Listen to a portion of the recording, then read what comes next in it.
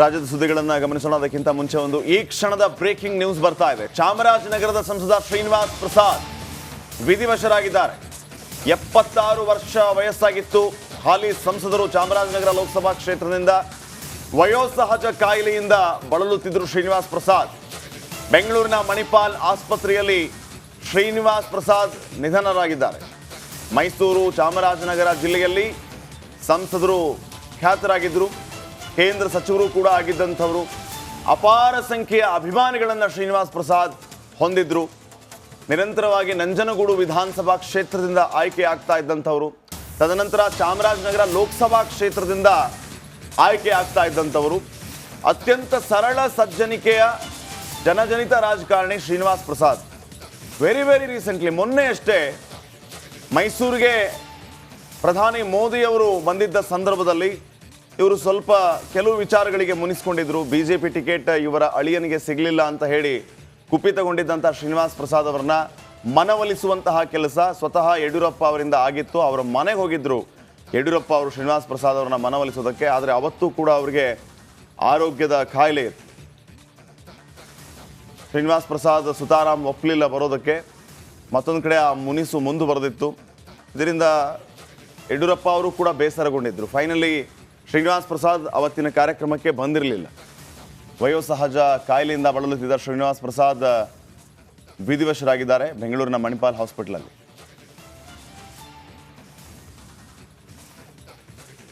ಈ ಬಗ್ಗೆ ಇನ್ನಷ್ಟು ಮಾಹಿತಿಯನ್ನು ನೀಡ್ತಾರೆ ಪ್ರತಿನಿಧಿ ವಿನೋದ್. ಈಗ ನೇರ ಸಂಪರ್ಕದಲ್ಲಿ ಜಾಯ್ನ್ ಆಗ್ತಾ ಇದ್ದಾರೆ. ವಿನೋದ್, ಶ್ರೀನಿವಾಸ್ ಪ್ರಸಾದ್ ವಿಧಿವಶರಾಗಿರುವಂಥದ್ದು ಏನೆಲ್ಲ ಅಪ್ಡೇಟ್ಸ್ ಕೊಡ್ತೀವಿ ವಿಚಾರವಾಗಿ?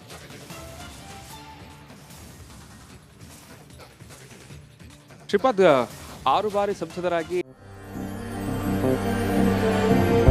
ನನ್ನ ನೆಲದ ಭಾಷೆಯು ದೂರ ಬಲು ದೂರ, ಈ ಮನಕಂತೂ ದಾರಿ ತೋರುತ್ತಿದೆ.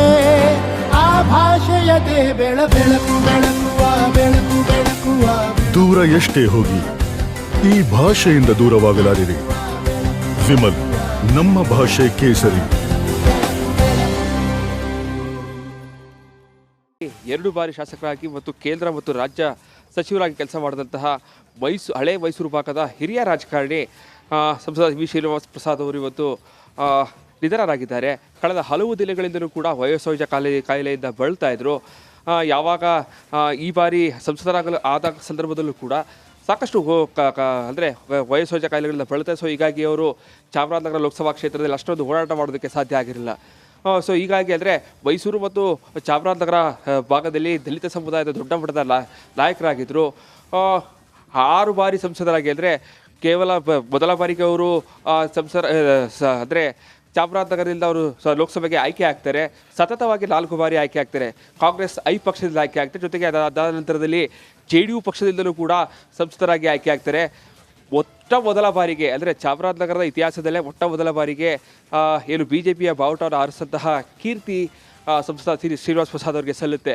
ಸೊ ಇವತ್ತು ಏನು ಮಧ್ಯರಾತ್ರಿ ಸುಮಾರು 2 ಗಂಟೆಗೆ ಅವರು ಬೆಂಗಳೂರಿನ ಖಾಸಗಿ ಆಸ್ಪತ್ರೆಯಲ್ಲಿ ಮೃತರಾಗಿದ್ದಾರೆ. ಕಳೆದ ಹಲವು ದಿನಗಳಿಂದಲೂ ಕೂಡ ಕಾಲಿನಲ್ಲಿ ಒಂದು ಸಣ್ಣ ಗಾಯ ಆಗಿತ್ತು. ಆ ಒಂದು ಗಾಯ ಸಾಕಷ್ಟು ದೊಡ್ಡ ಮಟ್ಟದಲ್ಲಿ ಇನ್ಫೆಕ್ಷನ್ ಆಗಿ ಚಿಕಿತ್ಸೆಗೆ ಸ್ಪಂದಿಸ್ತಾ ಇರಲಿಲ್ಲ. ಕಳೆದ 2-3 ದಿನಗಳಿಂದಲೂ ಕೂಡ ಅವರು ವೆಂಟಿಲೇಟರ್ನಲ್ಲಿ ಕೂಡ ಚಿಕಿತ್ಸೆಯನ್ನು ಪಡಿತಾ ಇದ್ರು. ಇವತ್ತು ಮಧ್ಯರಾತ್ರಿ ಅವರು ನಿಧನರಾಗಿದ್ದಾರೆ. ಅಪಾರ ಪ್ರಮಾಣದ ಅವರು ಏನೋ ಬೆಂಬಲಿಗರನ್ನು ಹೊಂದಿದ್ದಾರೆ. ಮೈಸೂರು ಚಾಮರಾಜನಗರ ಇರ್ಬೋದು, ಹಳೆ ಮೈಸೂರು ಭಾಗದಲ್ಲಿ ದೊಡ್ಡ ಮಟ್ಟದ ಅವರ ಬೆಂಬಲಿಗರಿದ್ದಾರೆ. ಸೊ ಹೀಗಾಗಿ ಇವತ್ತು ಇಲ್ಲೇನೋ ಅಂದರೆ 8 ಗಂಟೆ ಸುಮಾರಿಗೆ ಮೈಸೂರಿಗೆ ಅವರ ಪಾರ್ಥಿವ ಶರೀರವನ್ನು ತೆಗೆದುಕೊಂಡು ಬರ್ತಾರೆ. ತದನಂತರದಲ್ಲಿ ಇವತ್ತು ಎಲ್ಲಿ ಅಂತ್ಯ ಸಂಸ್ಕಾರ ಆಗುತ್ತೆ ಅದೆಲ್ಲವನ್ನೂ ಕೂಡ ಕುಟುಂಬಸ್ಥರೆಲ್ಲರೂ ಕೂಡ ಬೆಂಗಳೂರಿನ ಕಾರಣಕ್ಕಾಗಿ ಅವರ ಬಂದ ನಂತರದಲ್ಲಿ ಎಲ್ಲಿ ಅಂತ್ಯ ಸಂಸ್ಕಾರ ನಡೆಯುತ್ತೆ, ಎಷ್ಟೊತ್ತಿಗೆ ನಡೆಯುತ್ತೆ ಅನ್ನೋದು ಕೂಡ ಈಗ ನಿರ್ಧಾರವನ್ನು ಮಾಡ್ತಾರೆ.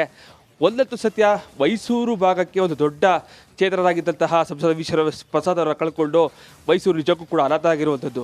ಸರಳ ಸಜ್ಜನಿಕೆಯ ರಾಜಕಾರಣಿ, ಯಾವುದೇ ರೀತಿಯಾದಂತಹ ಏನೋ ಒಂದು ಆರೋಪ ಮುಕ್ತವಾದಂತಹ ರಾಜಕಾರಣಿಯಾಗಿದ್ದರು.